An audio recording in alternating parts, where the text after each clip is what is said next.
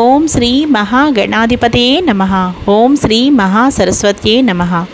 Welcome to Lavanya's life style. ఎప్పటిలాగే ఈరోజు కూడా ఒక మంచి డివోషనల్ వీడియోతో మీ ముందుకు వచ్చేసానండి. ఫ్రెండ్స్, ఈరోజు వీడియో ఏంటి అంటే అసలు ఆషాఢ మాసం ఎప్పటి నుండి ఎప్పటి వరకు, అలాగే ఆషాఢ మాసం డేట్స్ మనం తెలుసుకుందాం. దాంతోపాటు అసలు ఆషాఢ మాసం విశిష్టత ఏంటో కూడా ఈరోజు మనం చూసేద్దాం. ఇక ఆలస్యం చేయకుండా వీడియోలోకి వెళ్ళిపోదాం. ఫ్రెండ్స్, మీరు లావణ్యాస్ లైఫ్ స్టైల్ ఛానల్ని ఇప్పుడే విజిట్ చేస్తున్నారా? అయితే ఆలస్యం చేయకుండా లావణ్యాస్ లైఫ్ స్టైల్ ఛానల్లోకి వెళ్ళి అక్కడున్న వీడియోస్ అన్ని కూడా మీరు బాగా వాచ్ చేయండి. వీడియోస్ మీకు బాగా నచ్చినట్లయితే వీడియోస్ని తప్పకుండా లైక్ చేయండి, షేర్ చేయండి. అలాగే లావణ్యాస్ లైఫ్ స్టైల్ ఛానల్ని సబ్స్క్రైబ్ చేయడం మాత్రం మీరు మర్చిపోకండి. ఇంకా ఈరోజు మనం వీడియోలోకి వెళ్ళిపోదాం పదండి. ఫ్రెండ్స్, తెలుగు హిందూ క్యాలెండర్ ప్రకారం 4వ నెల ఆషాఢ మాసం. ఈ నెలలో పౌర్ణమి నాడు చంద్రుడు ఉత్తరాషాఢ లేదా పూర్వాషాఢ నక్షత్రాలతో ఉన్న నెలను ఆషాఢ మాసం అని అంటారు. ఈ మాసాన్ని శూన్యమాసం అని కూడా పిలుస్తూ ఉంటారు. వర్ష ఋతువు ఆషాఢ మాసం నుంచి మొదలవుతుంది. సూర్యుడు మిథున రాశి నుంచి కర్కాటక రాశిలోనికి ప్రవేశిస్తాడు.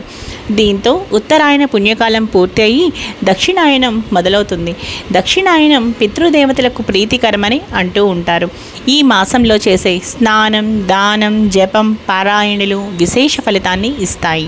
ఆషాఢ మాసంలో చేసే సముద్ర నదీ స్నానాలు ముక్తిదాయకం అని చెప్పవచ్చును. అలాగే ఈ మాసంలో చెప్పులు, గొడుగు, ఉప్పు దానం చేయడం విశిష్ట ఫలితం ఇస్తుందని విశ్వాసం.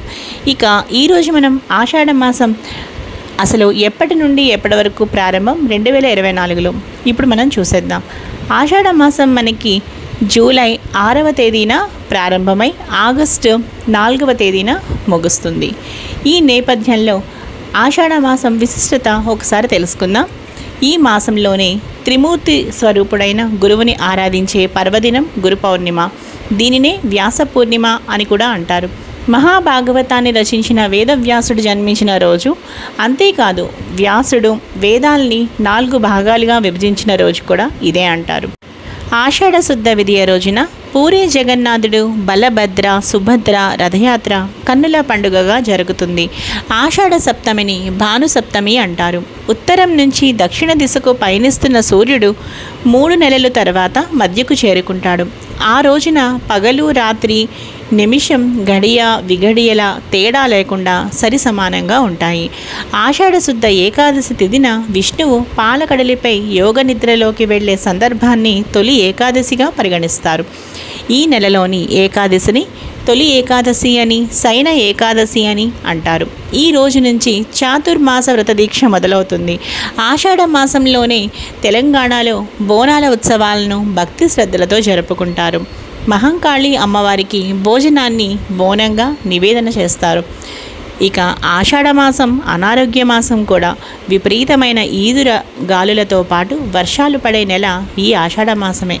ఇక దీంతో కాలువలోనూ నదులలోనూ ప్రవహించే నీరు పరిశుభ్రంగా ఉండదు. చెరువులలోనికి వచ్చి చేరిన నీరు కూడా అపరిశుభ్రంగా ఉంటుంది. కనుక జాగ్రత్త తీసుకోవడం ప్రతి ఒక్కరికి అవసరమే. ఆహారం పట్ల, అది కూడా ఈ వర్షాకాలంలో, ముఖ్యంగా ఈ ఆషాఢ మాసంలో.